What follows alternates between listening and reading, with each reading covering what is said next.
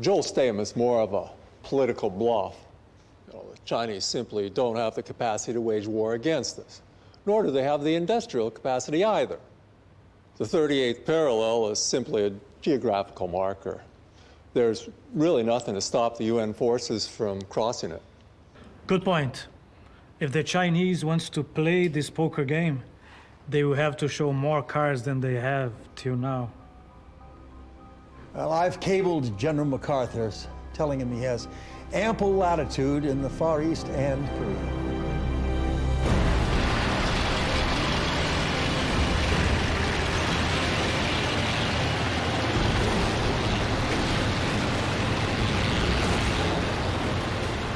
Tell General MacArthur that we have arrived at the 38-degree line.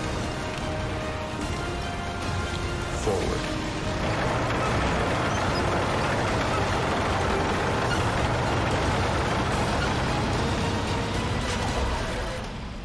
就在昨天，南朝鲜伪军率先越过了38线，麦克阿瑟率领所谓的联合国军大举跟进，直逼平壤。而且今天上午，麦克阿瑟还向金日成发出了投降敦促书。金日成同志紧急召见我朝鲜大使逆之亮，坚定地表示朝鲜军民将誓死捍卫朝鲜的每一寸土地，希望我国政府派兵支援。同时，斯大林同志今天也来电，转达了朝方的请求，希望我们能考虑出兵问题。眼下这个形势啊，估计平壤很快就会沦陷，战火会一直烧到我们家门口啊。刚才我接到了金日成同志亲自写来的求助信，近在咫尺的兄弟国家遭了难，我们心里也不好受啊，不能袖手旁观，唇亡齿寒呐。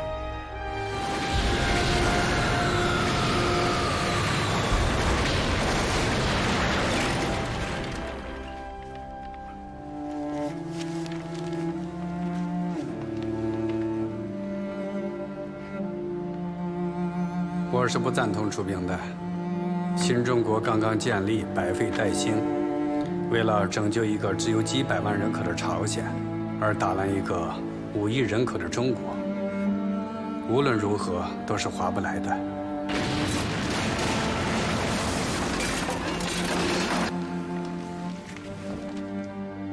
我赞成林总的意见，和蒋介石国民党打，我们是有把握，但和世界头号军事强国美国打，我们的武器、我们的装备远远不及他们。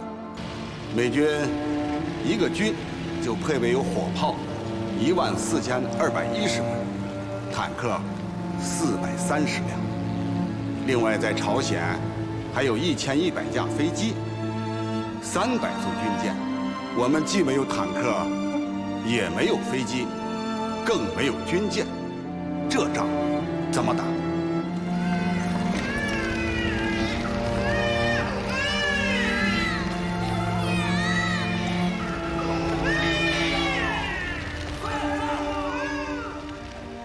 我的意见是，最好在鸭绿江一线展开积极的防御，能不打还是不打。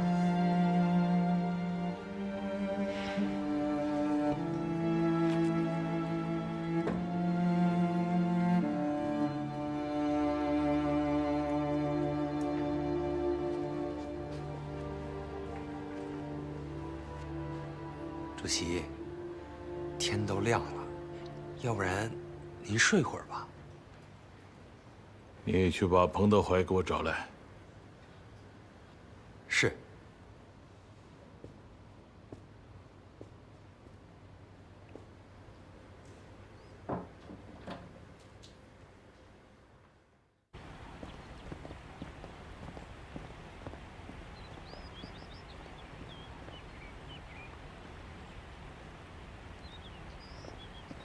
主席啊！哦，老彭，你来了。昨天啊，去开会，我来的晚，我听了大家的发言啊，想了一个晚上。你不派人来找我，我也来找你，我要跟你好好唠唠。看来咱们两个是心有灵犀呀。来，坐吧。你派飞机去西安接我，我还以为你是要跟我讨论大西北的建设规划，我连规划图都带来了。可我怎么都没想到，一下飞机，闻到的是硝烟味儿。根据朝鲜发来的最新战报，美军和南朝鲜军还在继续向38线以北推进。他们仗着有飞机大炮，横行霸道，欺人太甚。老彭啊，昨天你没有来得及发言，可大家谈的你也都听到了，实际困难是很多。但是我们有没有战胜困难的有利条件呢？我很想听听你是怎么考虑的。我们是有很多困难，可美国人的困难也不少。第一，他们兵力不足，补给线长，从美国本土到朝鲜要5000多海里。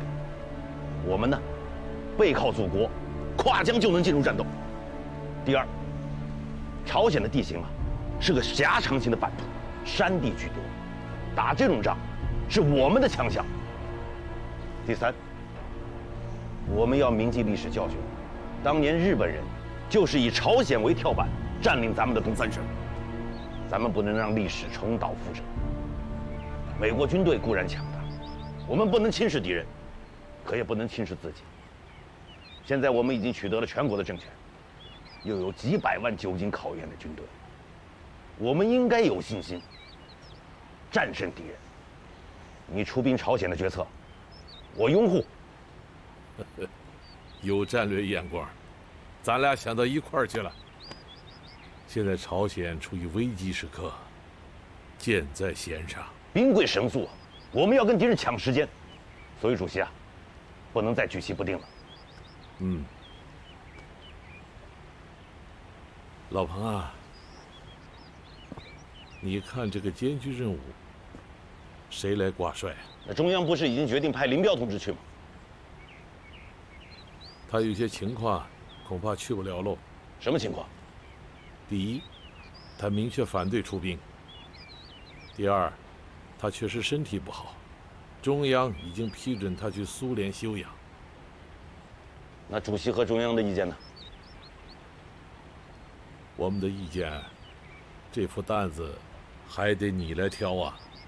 只是你刚从西北来，恐怕还没有这个思想准备，所以我征求一下你的意见。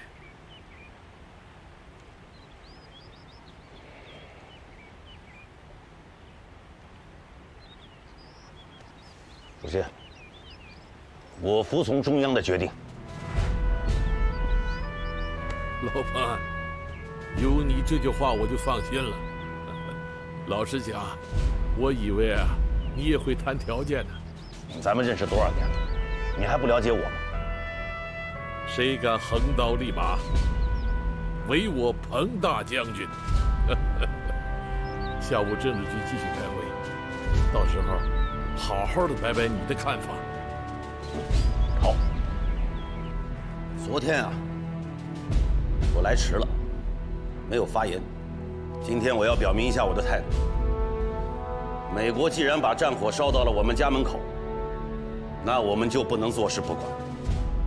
历史上唇亡齿寒的教训，不能忘记。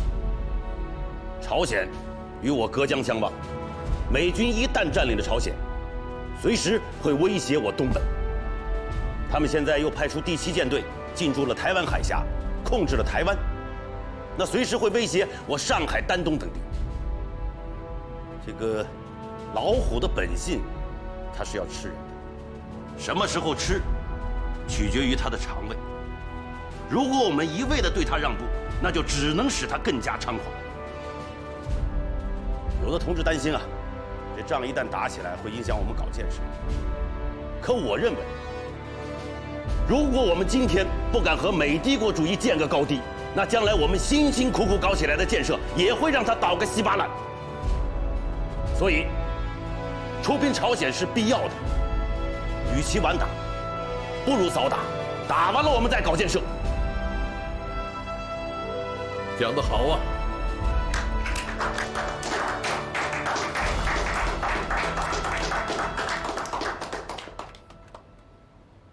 老彭啊，我们不出兵则已，一旦出兵，就要做好打硬仗的准备，争取在朝鲜境内歼灭和驱逐敌人。同时，我们要做好战争狂人随时准备轰炸我们大城市，甚至是扔原子弹的准备。主席，这个问题我考虑过了，它关键是我们能否打赢，打得赢风险就小，打不赢风险就大。最后，无非是他们打进来，我们再回到山沟沟里去。也就是说，解放战争晚胜利几年嘛。我赞成彭老总的意见。看来这一仗是非打不可呀！抗美援朝，我是积极分子。这是林家图老先生写的信，他也认为应该出兵朝鲜，不然后患无穷啊！民主人士尚且如此，我们共产党人更是责无旁贷。我们常说啊，以苏联为首的社会主义阵营，比西方资本主义阵营要强大得多。如果我们不出兵救朝鲜，怎么能够显示出社会主义阵营的团结呢？为了激发那些殖民地、半殖民地人民起来反对帝国主义的侵略，我们也要出兵。总之一句话，参战利益极大，不参战损失极大。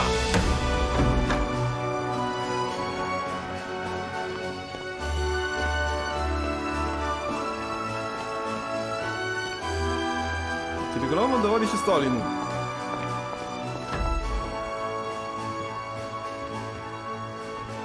Иосиф Виссарионович, председатель Мао Цзэдун только что сообщил, китайская сторона готова выступить в Корее для участия в войне. Очень хорошо. Передай товарищу Мао Цзэдуну и китайским товарищам мою особую благодарность. Китайская сторона также затребовала обеспечить их самым передовым имуществом и вооружением и снаряжением. Кроме этого, они надеются, что наши военно-воздушные силы присоединятся к боевым действиям.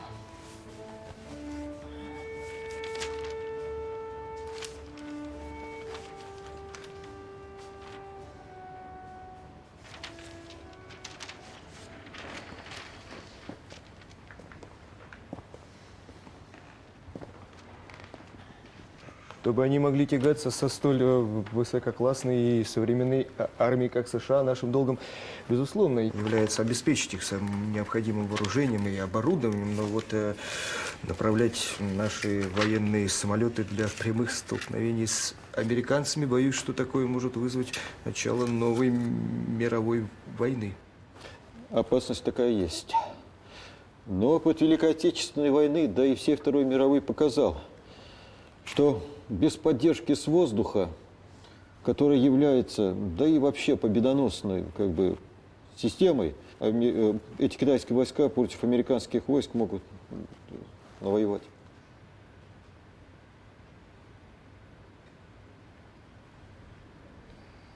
Друзья, 我们已经决定出兵，可我们以什么名义出兵？我想过了。就叫中国人民志愿军。好，这个名字好啊！在世界历史上，以志愿军的名义支援其他的国家，是不乏先例的。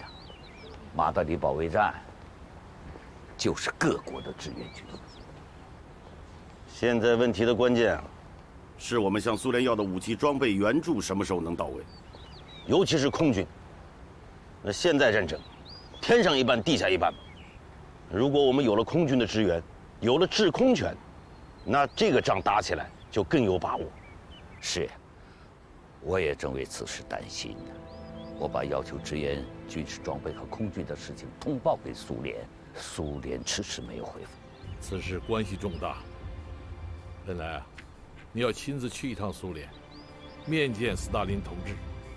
既然我们出兵，苏联也责无旁贷，务必让他们尽快为我们提供军事援助，特别是空军。好的，总理，我和林彪要去苏联，你马上办一些相关手续，你也和我们一道去。总理，我找您点事儿。什么事儿？我想辞去外交部的工作，去朝鲜参战。3大鸡腿8项注意，第1条是什么？一切行动听指挥。马上去办。是。哟，吃钉子了吧？知道你是怎么想的，你不就是想去朝鲜战场立个大功，然后回来让我姐羡慕你吗？我告诉你，没戏。我姐夫已经带着部队去了，等他回来啊，他就是军长，是司令了。人们都怎么说的来着？官高一级压死人。我姐夫那官啊，可比你高好几级呢。压死你，压死你！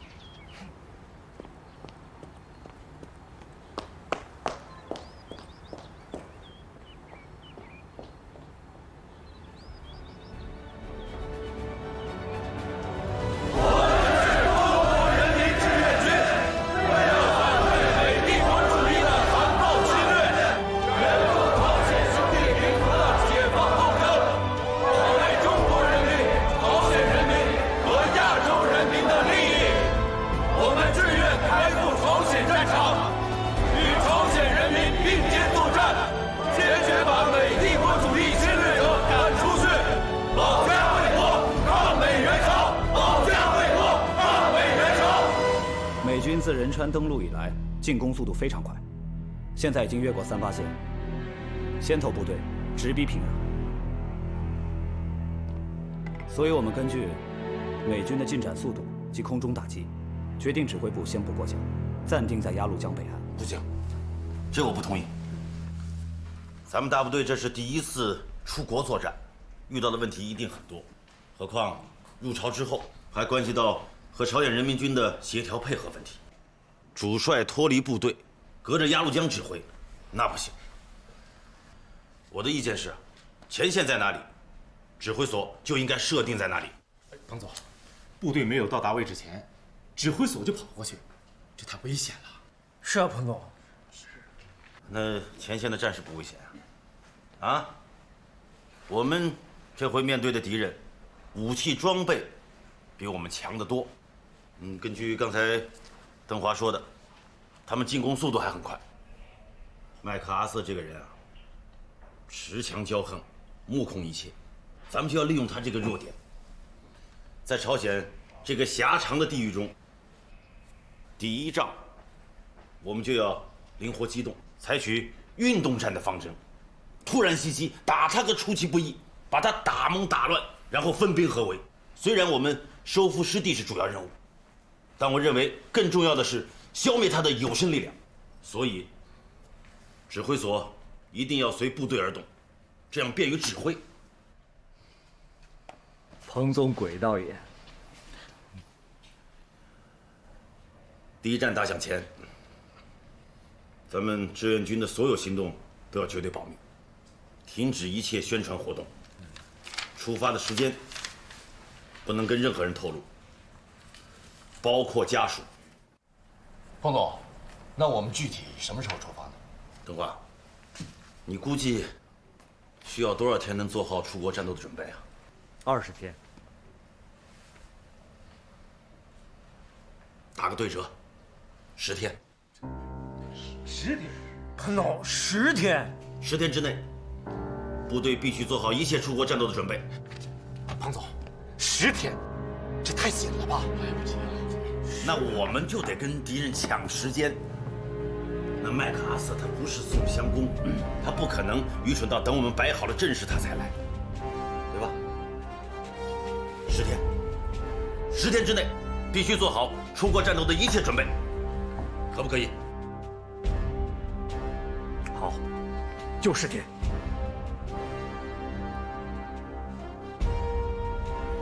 大家有信心没有啊？有。我彭德怀啊，本事不大，这回又是廖化当先锋，可我做好了这样的准备：中国生，朝鲜死，朝鲜埋，光荣之治。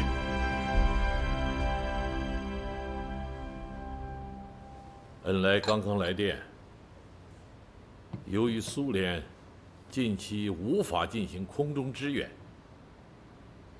斯大林同志建议我们暂时停止出兵，让金日成同志率领人民军撤到我国进行休整。搞啥子名堂嘛？那当初希望我们出兵的是他，现在又不让我们出兵。主席啊，各路部队都已经动员起来了，那朝令夕改是兵家大忌呀。更何况，这美军占领平壤之后，丝毫没有停下脚步的迹象，反而以更快的速度向我国边境推进。军情似火，刻不容缓。现在不论有天大的困难，志愿军跨过鸭绿江抗美援朝，这个计划不能变，时间也不宜再推迟。按原计划出兵，朝鲜战场，寇能亡，我亦能亡。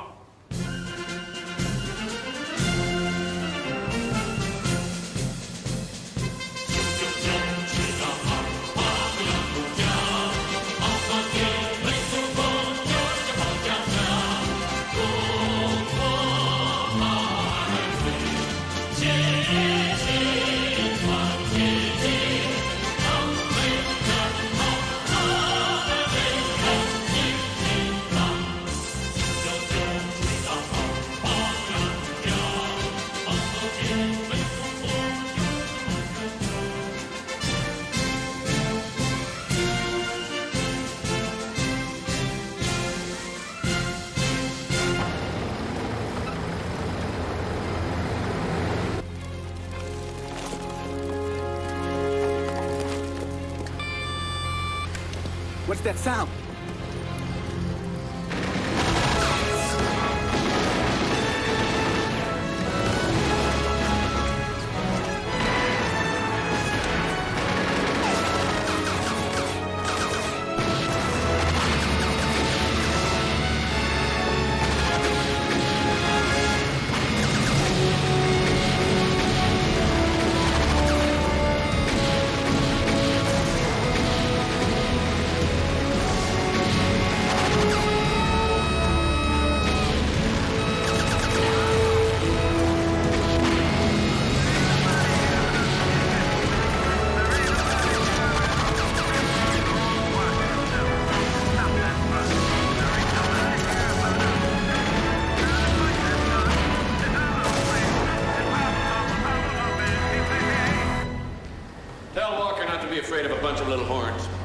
Couldn't possibly be the Chinese.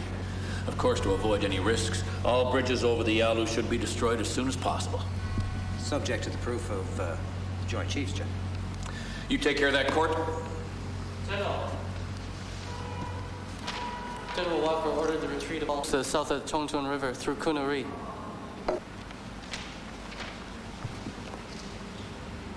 Kunuri.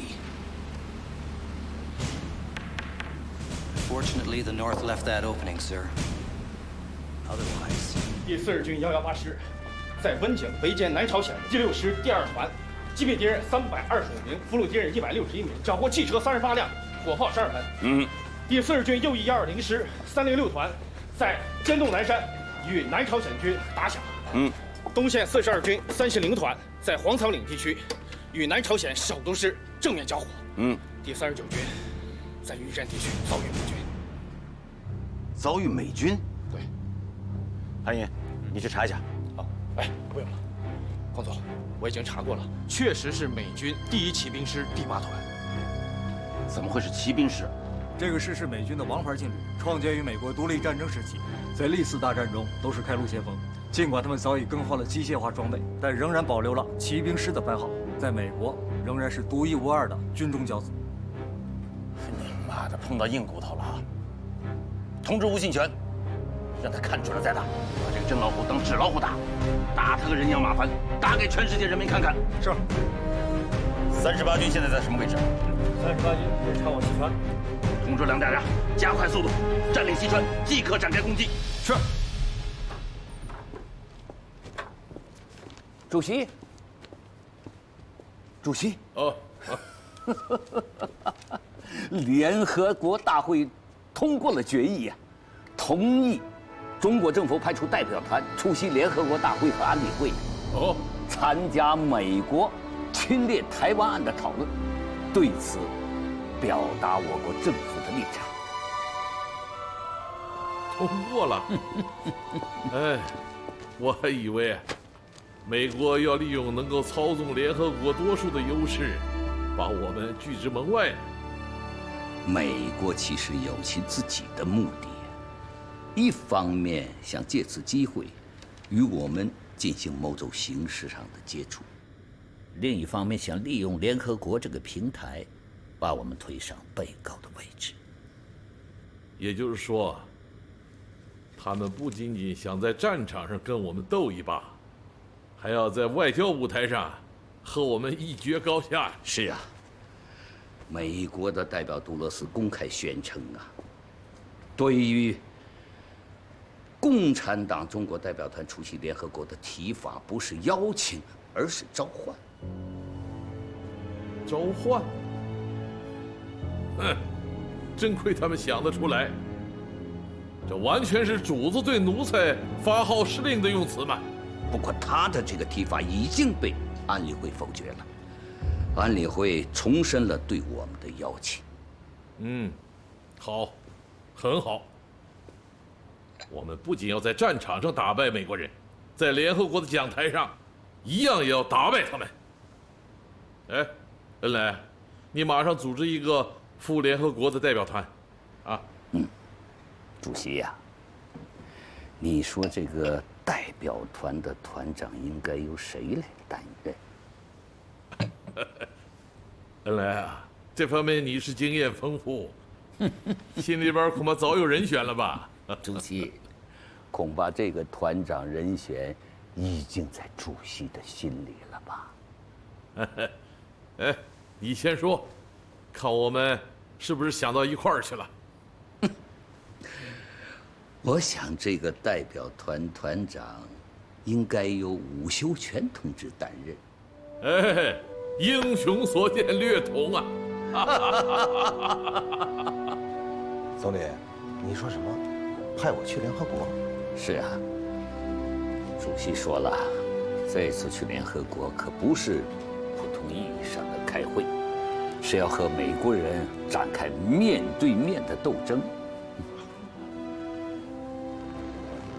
当年啊，你在处理沈阳领事馆事件的时候，和美国人的斗争就是有理有利有节。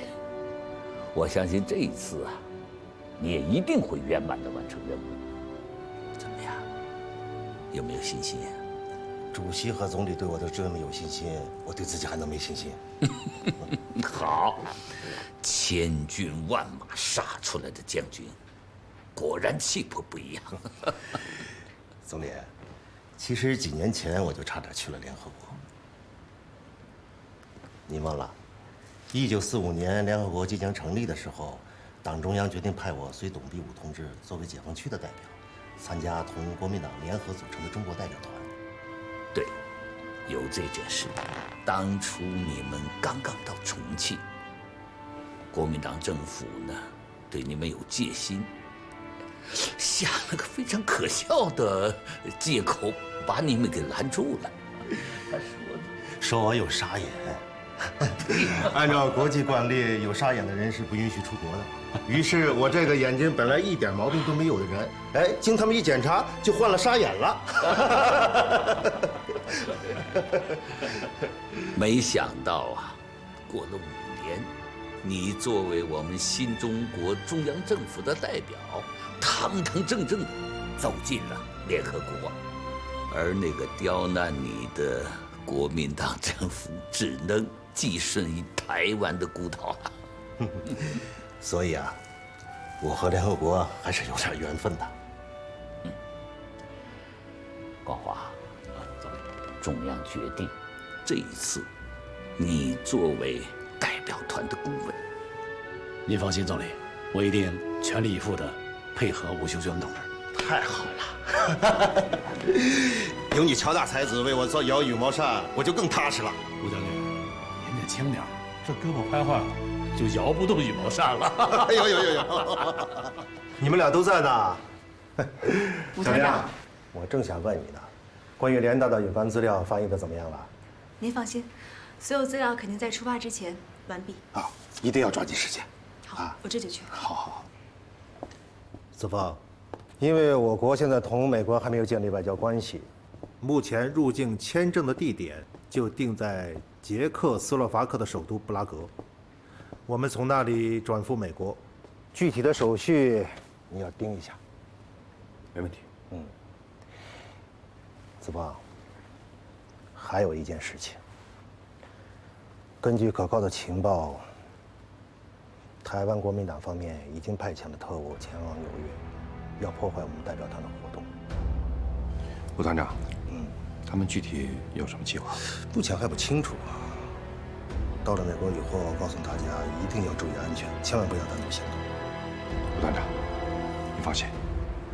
明天啊，你们就要代表我们新中国去联合国了。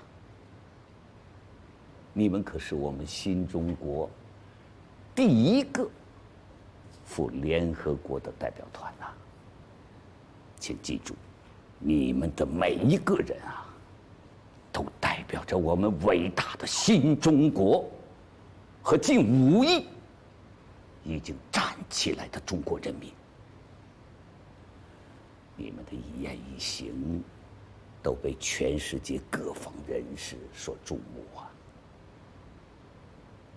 我们同帝国主义的战争，从炮火连天的战场，转移到了唇枪舌剑的联合国的讲坛，同世界头号帝国主义针锋相对、面对面的斗争。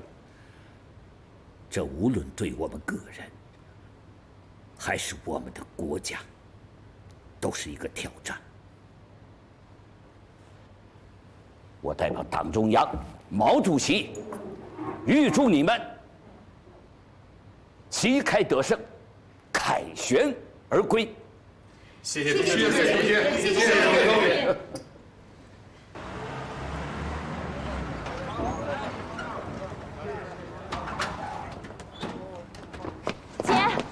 团长，看见我姐了吗？怎么回事？姐，怎么了？我找我姐，她不能去了，她不能出国了。燕子，姐，不能去了。姐，怎么了？怎么了？姐，你的任务取消了。为什么取消我的任务？是啊，燕子，为什么取消了？这是总理给你派的新的任务。什么新的任务？姐，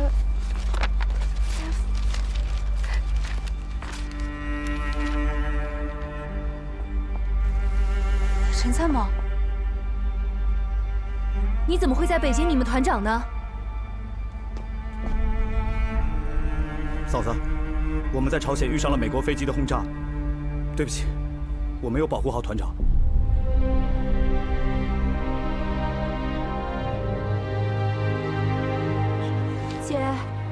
姐，小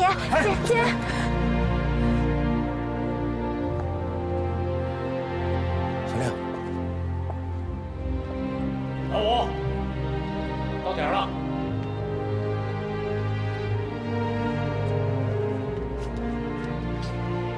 姐夫还等着见最后一面。今天刚好有一架飞机飞沈阳，总理已经特批我们坐这架飞机走了。再不走就来不及了，姐。燕子，咱赶紧走吧。小亮，赶紧去吧。燕子，一路上照顾好你姐姐。快走吧。李团长，这次出行的所有资料都是我翻译的，我没有办法现在做交接工作。如果我不去美国，一定会影响代表团的工作。姐，那姐夫呢？你不看他了？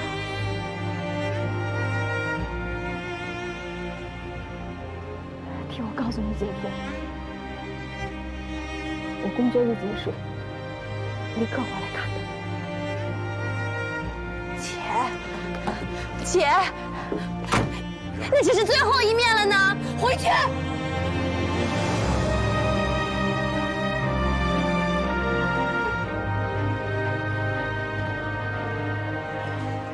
怎么回事？出发！上车！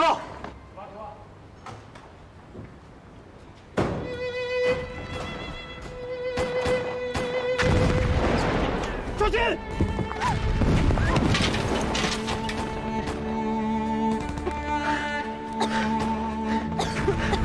没事吧？你不要命了？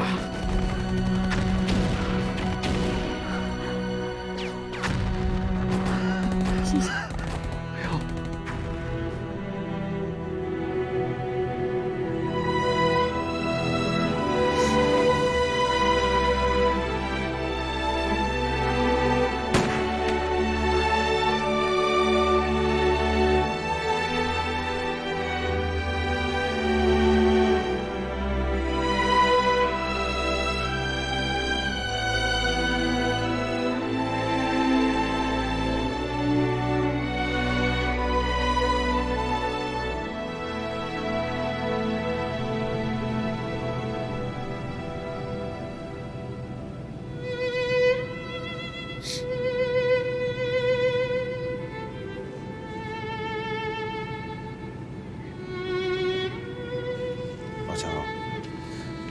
我想在这儿加上毁坏中国财产。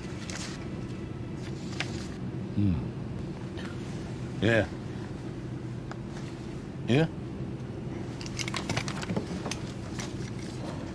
在这一句之后加上毁坏中国财产。好，抵达后马上打印。